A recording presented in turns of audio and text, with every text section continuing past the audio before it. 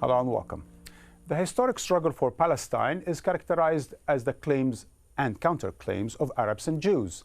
But one often overlooked factor behind the birth of Israel and the Palestinian Nakba, the catastrophe, is the part played by an old imperial power, Britain.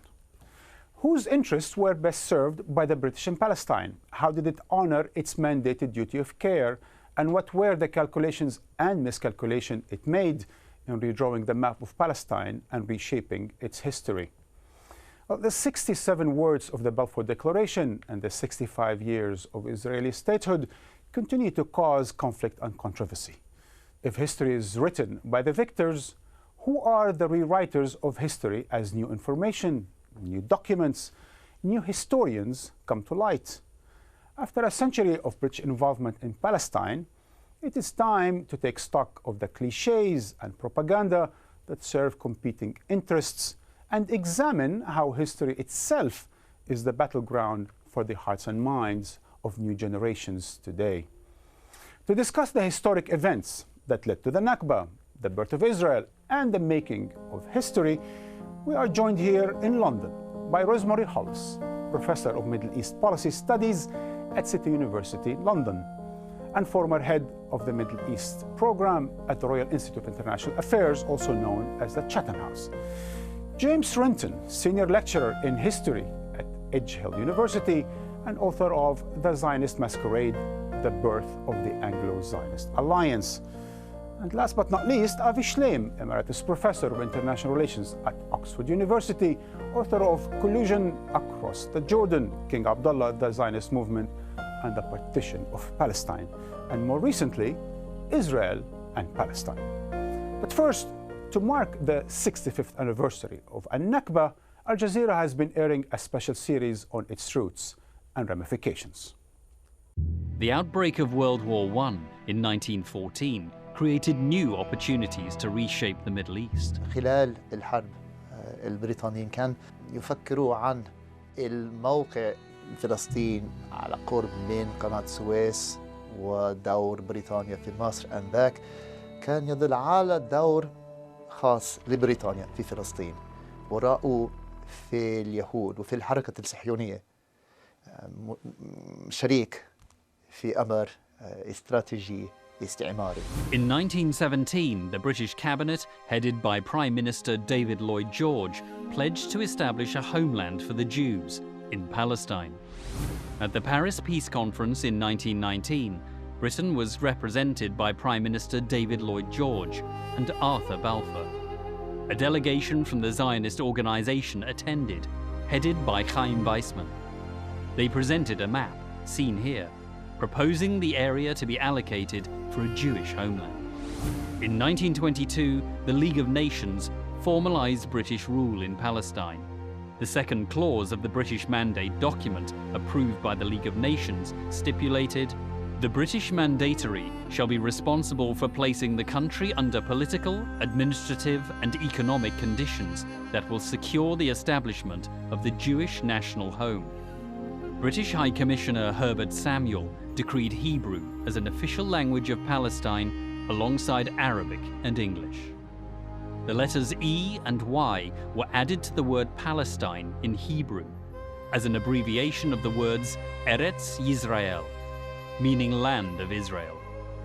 وحموا الوكالة اليهودية التي كانت شبه حكومة لليهود أيام الانتداب وأعطوها كل المساعدات العسكرية والمادية وساعدوا على إخفاء نفسها، فهي مهارة صهيونية، مؤامرة بريطانية، وإلى حد ما وآسف أن أقول غباء أو بساطة عربية فلسطينية.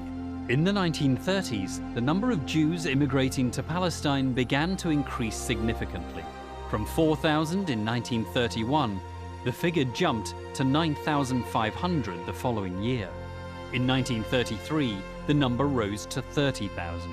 In 1934, 42,000, and in 1935, a further jump to 62,000. الإنجليز حطوا مخيم، حطوا مين؟ حطوا المركز بدل هذا على الطريق. هذه الأراضي عم بتروح، الوعد عم ينفذ، غياب أي تفاعل معها من الحكم البريطاني في قمع وفي بطش وفي قوانين رهيبة في الحكم البريطاني. In 1945, following the end of World War II, US President Harry Truman appeared to encourage the Zionist agenda by recommending the 100,000 displaced Jews in Europe be allowed to emigrate to Palestine. In February 1947, Britain announced the decision to end its mandate in Palestine. Its spokesman said his country would turn over the difficult situation to the United Nations. Britain was now washing its hands of Palestine, setting in motion events that would lead towards the momentous year of 1948.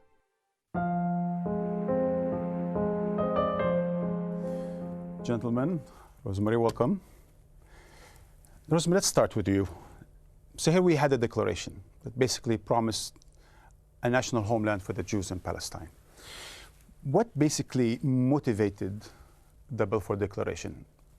From reading all of your writings, apparently there is an evangelical angle, there's a Zionist angle, there's a colonial angle, perhaps a humanitarian angle. Let's start with the evangelical.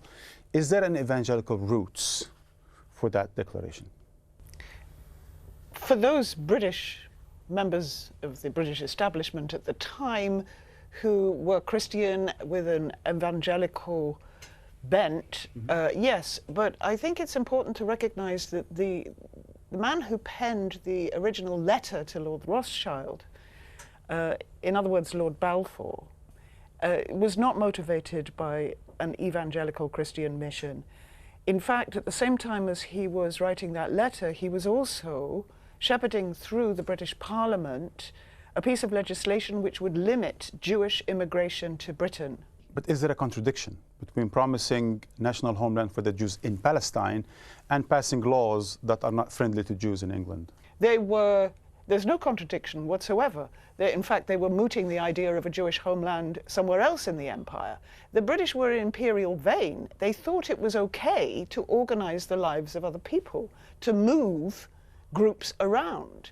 They were busy in the First World War anticipating moving people from the Indian subcontinent to Mesopotamia, what became Iraq. They thought that was what you do. It's all part of the empire. Exactly. James, what I've read of Arthur Balfour is that he thought of himself as an instrument of the divine intervention, as a mystic Christian of sort. I think the religion aspect, to a significant extent, is a red herring. It was a profound contribution to the reason why members of the British establishment were so readily able to accept one of the key tenets of Zionist ideology, that the Jews were a nation, an ancient nation. They saw Palestine as the Holy Land, as the Promised Land, as the landscape of the drama of the Bible. Probably the primary reason for the Balfour Declaration was propaganda, in that in 1917 the British government was desperate to stem the tide of pacifism in Russia, the tide of revolutionary socialism in Russia, and to try to keep Russia in the war. At the same time, they were desperate to try to mobilize the full resources of the United States in the conflict. And it was believed in the British establishment that Jews held tremendous power in Russia and also in the United States. Does that smell of a bit of anti-Semitism? Absolutely. It was shaped by an anti-Semitic belief that the Jews control centers of power. In Jewish influence. Before we go to the Jewish influence, and on the question of evangelism, Avi? I think there is a view that the Balfour Declaration was inspired by knowledge of the Bible, sympathy for the Jews, and recognition of the Jews as an ancient nation. And according to this view, Zionism was a noble project, and the Balfour Declaration was a noble and altruistic move on the part of the British government. I completely reject this explanation of the motives behind the Balfour Declaration. And it seems to me that the driving force behind the Balfour Declaration was not the Foreign Secretary Arthur Balfour, but the Prime Minister David Lloyd George. And the timing is significant. November 1917, when Britain was not doing at all well in the First World War, and Britain was anxiously looking for allies from any quarters it could find. And the support for Zionism was based on a misperception of the British political elite, and by Lloyd George in particular. Lloyd George thought that the Jews were a really powerful force in world politics. He thought that the Jews made the wheels of history turn, and therefore by issuing this declaration in support of Jewish national aspirations in Palestine, he would acquire a really powerful ally in the war. I think we have to be very careful about a distinction between the British desire to try and enlist the what they imagine to be the weapon for warfare of winning over Jewish world opinion during the conflict, and imperial designs. There were some members of the British government who thought that Zionism would be a useful way to try to secure British control of Palestine after the First World War. Now, there was a general consensus in the British government that obtaining control of Palestine was an important thing in terms of Britain's imperial security, because Palestine was supposed to act as a bulwark to Egypt and the Suez Canal, the artery of the British Empire. But I think it's important that we acknowledge that there are only a few members of the government who thought that Zionism would be a useful way to go about doing that. That there's no point in making enemies of the Arabs. The point is that there was a profound consensus within the government about Jewish power and its importance for the war. We have to remember that in 1917, everything was at stake. It wasn't just a question of sitting back and carefully planning. Decision-making in London, future. aren't you?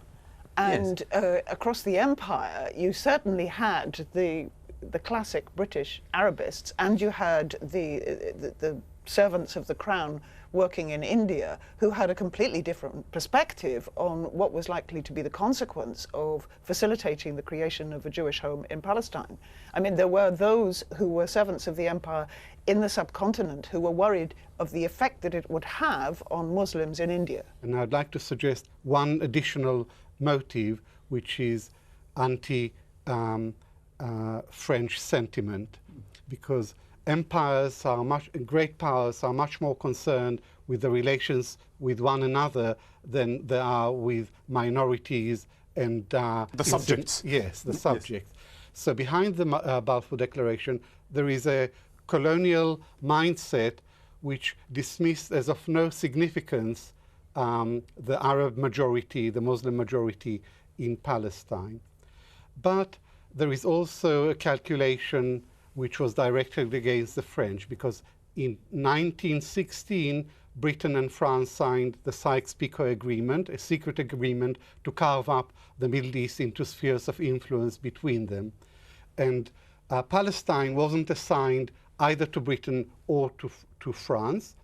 And Lloyd George thought that was a mistake, and he wanted to acquire Palestine for the British sphere of influence. And one way of doing this is forming the alliance with the Zionists, who would then claim Palestine, and then Britain would have an entree into Palestine through its Zionist ally. How would you, in this context, judge or evaluate the language used in those very few words of the declaration? The wording is fascinating, yes, which is why scholars have been discussing them ever since. The Balfour Declaration promised British support for the establishment of a national home for the Jewish people in Palestine, provided it didn't prejudice the civil and religious rights of the non-Jewish communities in Palestine. Now, in 1917, the Jews were 10% of the population, and the Muslims were 90%. And it's absurd to offer a national home, national rights, to a minority of 10% and ignore the rights, the natural rights of the majority. But that's precisely what Balfour did in his declaration, and that's why it's such a classic colonial document. Okay, but I don't think it's only colonial. I'm always fascinated by the capacity of the British to depict things in a way that kind of glosses over the kind of problems that the logic of the words, the document, would imply. Such as? Well, basically that this homeland, they didn't define what the size of it would be. They didn't define what the population spread would end up being. They didn't trouble themselves with whether it would be a kind of cultural home or it would be a sovereign state. In fact, I don't think most of the British establishment envisaged sovereign statehood for anybody in the empire at that time. But empires do thrive on generalities, don't they? They don't care for nuance, on detail. And ambiguities. Because they're the one who can interpret it later. Yes, to suit their own interests. Exactly. But the ambiguities that are not constructive ambiguities, they are destructive ambiguities for the subjects. Yes. And the wording of the Balfour Declaration came back to haunt the British in the interwar period. The dialogue between the Zionists and the British authorities went as follows. The Zionists said, but you promised us a state. And the British replied, no, we didn't promise you a state. We promised you a national home, which isn't the same. So the arguments continue about the meaning of the declaration. But didn't Lord George come back in 1922 or so and say, yes, we were talking about a Jewish state? Yes. Well, so I think that there's 2 points that need to be made here, though, about the terminology. The first is that when they were drafting the declaration, the focus was on its potential impact on world Jewry outside of Palestine. There was hardly any discussion in the cabinet at all as to what the future might be for Zionism. And a big part of that, the inability to truly understand the populations that were affected. On the one hand, the Palestinian population were not considered to be a national community. They were considered to be a hodgepodge. Right. They were thought by the British not to be a significant concern. And in addition to that, the British also completely, for the most part, completely misunderstood Zionism. They thought that mainstream Zionism was not a statist movement. They misunderstood Jews and Zionism and Arabs. They thought that they were backward. They thought Jews were more advanced than Arabs, but they thought that both communities were backward. And they assumed that because they were backward, they would never seriously consider that they would actually have proper independence. Now, moving on, by the mid-30s with the Arab-Palestinian revolt, now we have a British white paper that speaks of perhaps 2 states on Palestine or in parts of Palestine. Does that mean that the British started by then regretting some of the stuff that they were making in the early part of the century? I think in 1937, when you have the report of the Palestine Royal Commission that's sent to Palestine to figure out what's going wrong and what should be the future direction, I think it's hugely significant that this is the first time that the British start to think about what the end game might be. Now, the Commission plumps for the solution, the 2-state solution. Given that the declaration, the Balfour Declaration, was issued in 1917, and the British government only seriously considers where all of this is heading in the long term in 1937, begs a lot of questions. In between whiles, the Balfour Declaration has been written into the League of Nations mandate. So under the terms of the mandate, the British are supposed to implement it, that carry through on the Balfour Declaration. One of the other things they're supposed to do and didn't do is to set up assemblies of the population in Mandate Palestine for them to participate in the running of their own affairs, and they neglected to do so. So, briefly, Avias. The British wrote the Balfour Declaration into the terms of the League of Nations mandate over Palestine, and then it became a legal commitment. But the British realized in the interwar period that they'd made a mistake. They were saddled with these incompatible promises, and they had to somehow manage the 2 conflicting communities that they had encouraged during the First World War. And there was no solution. There was 1 land and 2 people, and this was the conflict was about. The British philosopher Isaiah Berlin compared the British mandate over Palestine to a minor British public school, where there was the High Commissioner who was high-minded and fair-minded and wanted justice for everybody, but the assistant masters were much more sympathetic to the Arabs than they were to the Jewish boys, who had the irritating habit of writing letters to their influential relatives around the world, complaining about everything from the quality of food to the quality of the teaching. Well, they may have been marginally more sympathetic to the Arabs, but they were arrogant towards both. I think that the key thing here is it brings us back to the Balfour Declaration is the fact that the British did not define what a national home was.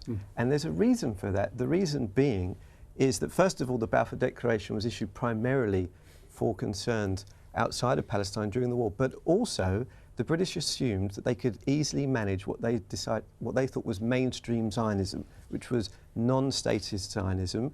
They also thought they made another significant error in that they thought that the Palestinians were not a nation and would eventually accept Zionism, because they thought that the Zionists and the Jews were quasi-Europeans, not real Europeans, quasi-Europeans, almost white, but not quite. They became Europeans when they went to Palestine, I guess. More European, but never quite there. Before we end, I just need to finish up with 1947, Avi. So here we have recently a new classified information or documents released, and I think here the Guardian in April 26 says that the British government knew from the moment it planned to withdraw its forces from Palestine more than 6 years ago, 1947, that partition of the territory and the founding of the State of Israel would lead to war and the defeat of the Arabs, as the secret documents revealed. So actually, their departure was as controversial as their arrival in Palestine. Yes, and as dishonest as their arrival in Palestine, because during the twilight of the British mandate, they also played a double game. Officially, they disengaged. There was a UN partition plan to partition mandatory Palestine into a Jewish state and an Arab state, and the British refused to implement this UN resolution, so they stood back. But they knew full well, as the documents reveal, that there would be a war and that the Arabs would lose and that the Jews will come out on top. Yes, but we shouldn't leave the impression that they wanted that war. Hold that thought, Rosemary. These were the days of empire. As it were, we will take a news break, and when we come back, we'll discuss more about both the British and the Israeli narratives on Palestine, when we come back from a news break.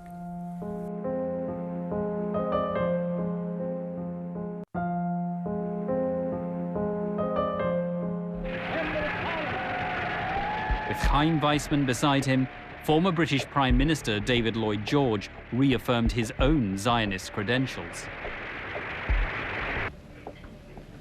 It is, as your chairman has reminded you, it is nearly 16 years since he recruited me to the Zionist movement.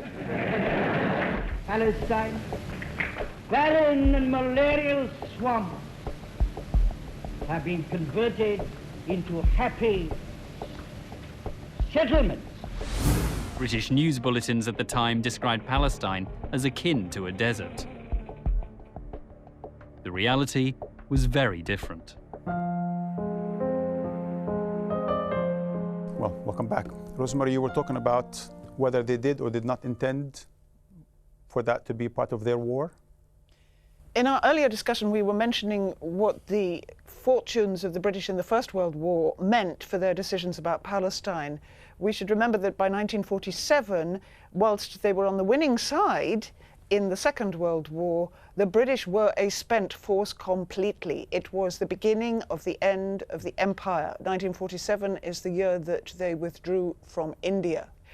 Palestine was only one of the places from which they felt they had to retreat because they didn't have the power or the will to suppress opposition to their presence and hold on.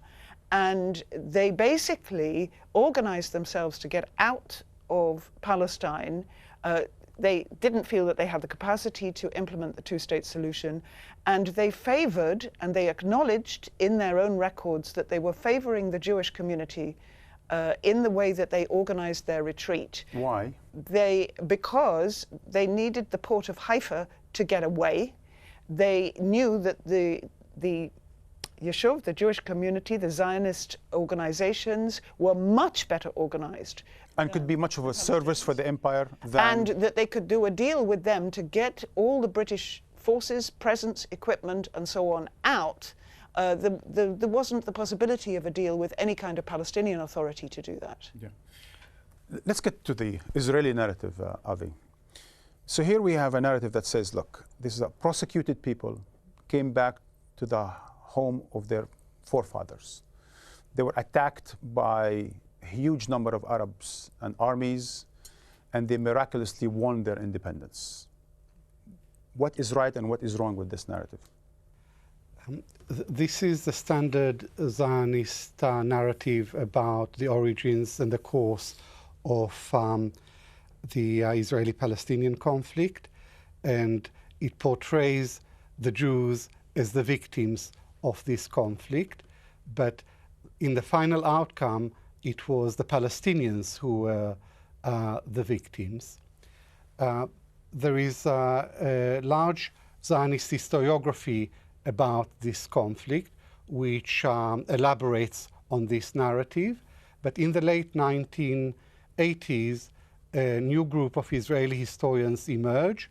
And you are one of them? Ilan Pape, and myself, I am one of them.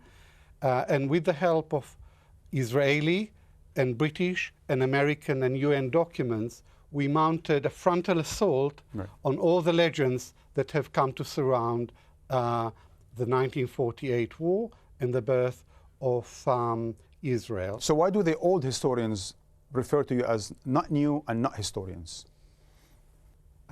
Because they don't like the conclusions that we have reached in our rewriting of the history of 1948 on the basis of the new evidence. So let's take, for example, the idea that Israel was attacked by a number of Arab armies and they have miraculously won the war of independence against them. Okay, well, the Israeli narrative says that the whole of the Arab world was united behind a clear war aim, which is to throw the Jews into the sea and to strangle the infant Jewish state at birth. But if you look at the Arab coalition that invaded Palestine on the 5th of May 1948, which consisted of 5 Arabs, the regular armies of 5 Arab states, plus irregular Palestinian forces, you'll see that it's the most bitterly divided, disorganized, and ramshackle coalition in the history of warfare. And there was no united Arab war aim. But certainly the Syrians and the Jordanians weren't united. They were actually afraid of one another. Yes. There was a rivalry between Egypt and the Hashemite countries ruled by Hashemite rulers in Iraq and Transjordan. Lebanon and Syria were afraid of King Abdallah's project and ambition for Greater Syria to incorporate Lebanon and Syria in his kingdom. So there are very, very different agendas in this conflict. What about people without a land going to a land without a people? I think it's perhaps us dwelling for a moment on the profound connection of what we were talking about before, which is the British connection to the evolution of the conflict and Zionist mythology and also Palestinian mythology. The mainstream idea, sense of things, is that actually the British betrayed Zionism. And on the other hand, a mainstream Palestinian view, an Arab view, is that the British colluded with the Zionists. But I think it's very important nonetheless that we don't fall into this trap of going one side or another, that we acknowledge that there was also profound ambivalence amongst the British about the Zionist project right up until the end of the mandate, I think there's a continuity between Ernest Bevin, the British Foreign Secretary, who was directing Palestine policy at the end of the mandate, and his fear that a Jewish state would become a satellite for the Soviet Union and feared Jewish communism. And I think it's important that we avoid the trap of falling into two very straightforward, nice and simple narratives that really derive from the beginnings of the mandate in the 1920s onwards about the British were the good guys or the British were the bad guys. Well, the British themselves obviously have their narrative, and it's different from the other two. And it basically, as with all national narratives, is about vindicating the establishment, especially the establishment of the day. And today it's too embarrassing by half to acknowledge that the British may have had a profound role in creating the mess that has continued as a conflict ever since. But it's very difficult for all of us to identify any one moment at which you could say that this is the moment for which they must make the biggest apology, because... Shall we hold our breath, or is it coming, the apology?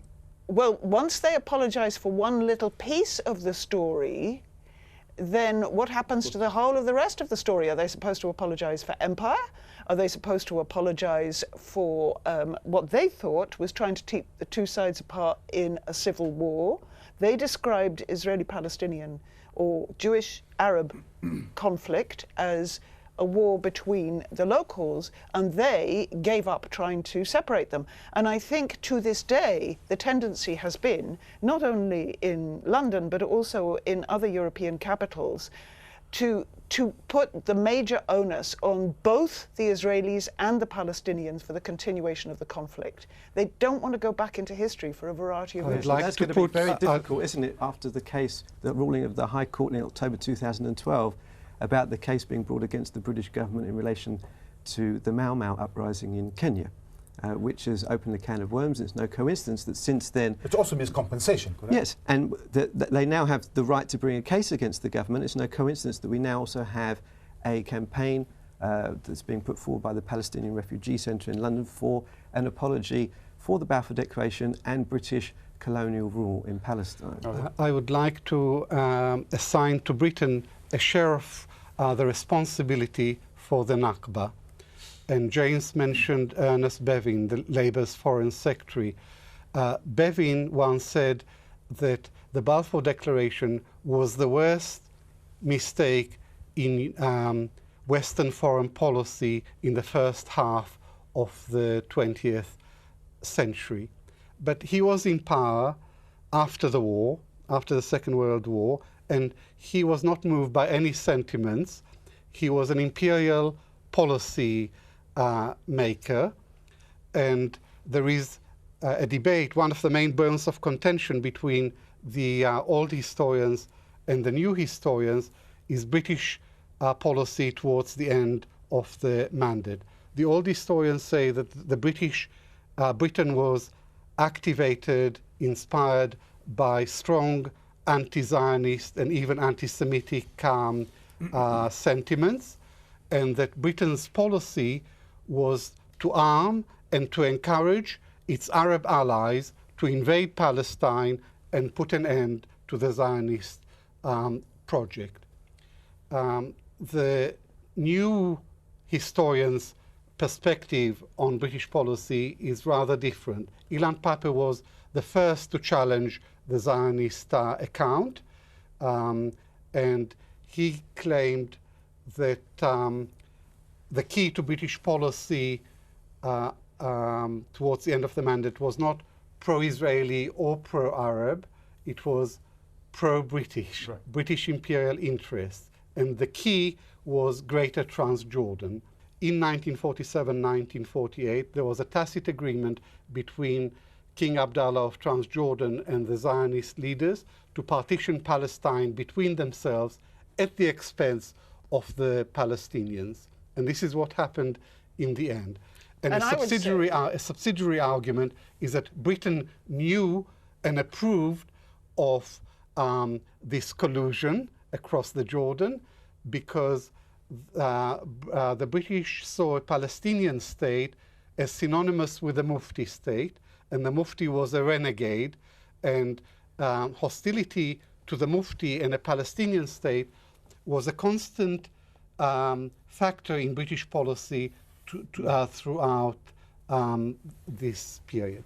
And I would say that the subtext here is that the British always understood that there would be two states and a two-state solution. There was to be an Arab state and a Jewish state, but really they thought that the Jordan River was the dividing line between the two. The Jordan River. But I think it is important that despite the Bevin and the British government thought that it was in their interests to work with the reality of United Nations support for a Jewish state at that point, Bevin was no fan of the prospect of a Jewish state, even if for reasons of realpolitik, it was something that he had to go with. And at the same time, as Avi's already mentioned, that there's this profound distaste for the Palestinian Arab leadership. And I think that we have to acknowledge that there is a clear continuity from this point to the present day in the international community, including the British government, of an uneasiness with what they regard as non-mainstream Zionism. They're always looking for moderate Zionism, in other words, Zionism that will fit in with the international community's grand design, and also at the same time, quote-unquote, moderate Palestinians who will also fit in with the international community's grand design. And that takes us all the way back to the First World War. When you say international community grand design, meaning what exactly? I mean in the sense that in terms of the quartet. So the Western sense driven.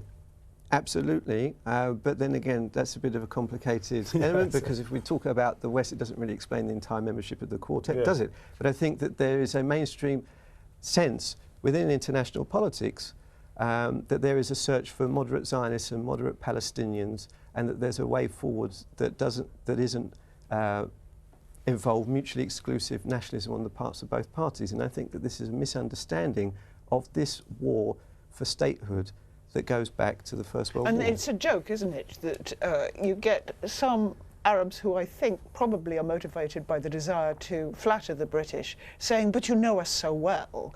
What a joke. I mean, basically, the British weren't seeing anything, and it's not unlike the way the British ploughed in with the Americans into Iraq in 2003, and all sorts of things happened that they'd never anticipated. They really do not have that good a handle on the realities of the region. I must go back to the Israeli narrative, the Zionist Israeli narrative on Palestine. So in the 1980s, there's a new history that was introduced, which says, look, there are no Palestinians. These are Arabs that immigrated in the end of the 19th century to Palestine. There is no such a thing as a Palestinian people, and the likes of John Peters onward, time of memorial and so on, advanced the idea that there needs to be a swap of refugees, Arab refugees back to the Arab world and Jewish refugees back into their homeland. What's wrong with this Israeli argument? That the you don't know Palestinians, yes, because it's such a completely unconvincing and implausible argument, because the Palestinians are refugees, and no one denies that. The debate is, why did they become refugees? The old historians said they left of their own accord. The new historians say they were pushed out. No one denies that there were refugees, and that there were 750,000 Palestinian refugees, more than half of the Palestinian population in Palestine.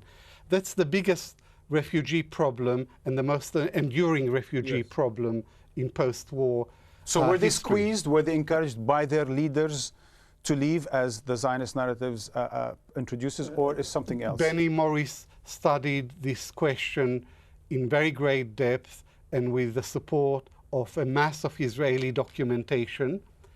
And his conclusion is that there were many reasons for the Palestinian exodus from Palestine, but the single most important, most central reason was Zionist military and psychological pressure. So by and large, most of the Palestinians were driven out, and therefore Israel created this refugee problem. Israel is responsible for this problem.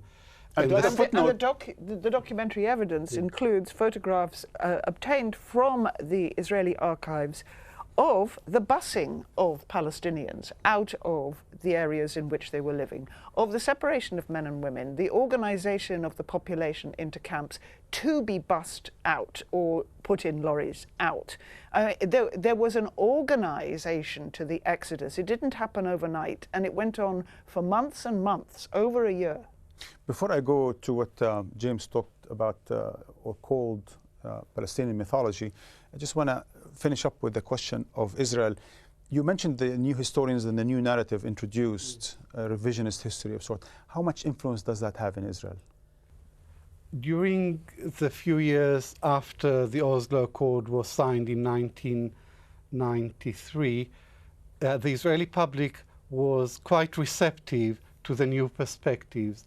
And you mean because of the political environment? Yes, because the Palestinians and the Israelis had embarked on the road to peace, and there was greater openness to the narrative of the other side, and new interpretations had some traction. History books for secondary schools were rewritten, not abandoning the old Zionist narrative, the version that I was taught at school in Israel, but opening up a debate about the causes of the Palestinian exodus. And Edward Said, who wasn't a historian, thought that the new history played quite an important part in Israeli politics in the decade after Oslo at 3 levels. He said that the new historians educated the Israeli public about their own history and about the relations with the Arabs. It also, to the Palestinians, it presented a version of history which wasn't just the propaganda of the victors. It was genuine history, honest history, which corresponded to their own experience of the Nakba. And thirdly, the new history created a climate of opinion on both sides of the divide, which was conducive to progress along the peace front. James, history perceived or revisited within the constraints of ideological and the political situation of the day? A great deal of the scholarship that's been published in recent years about the origins of the conflict and the evolution of the conflict, there's a willingness to accept and to emphasize, I think, quite clearly the significant role that was played by the British.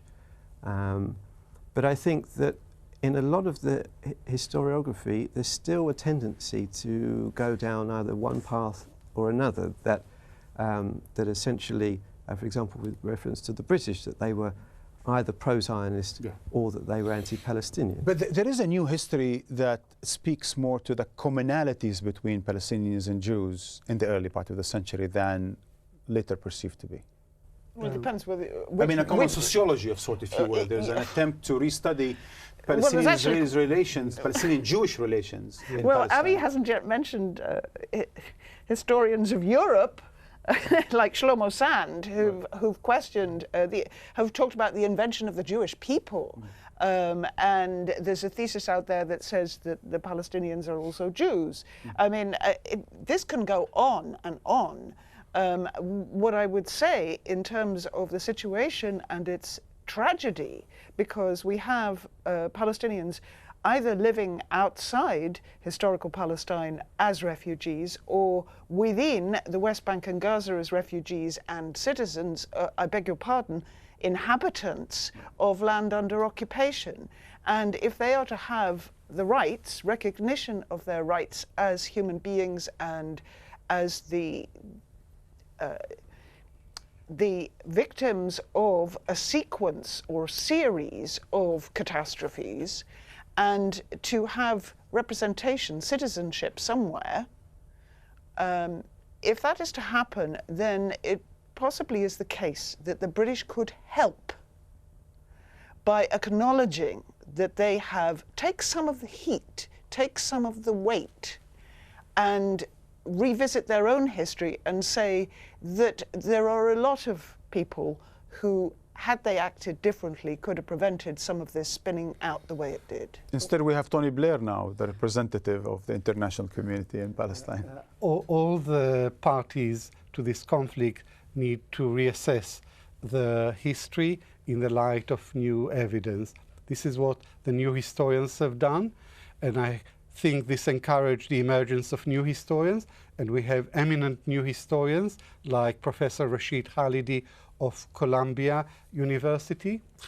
And Edward Said once wrote to me and asked me to organize a conference at Oxford on the moral and political consequences of 1948. For him, the moral consequences came before the political consequences. That's significant.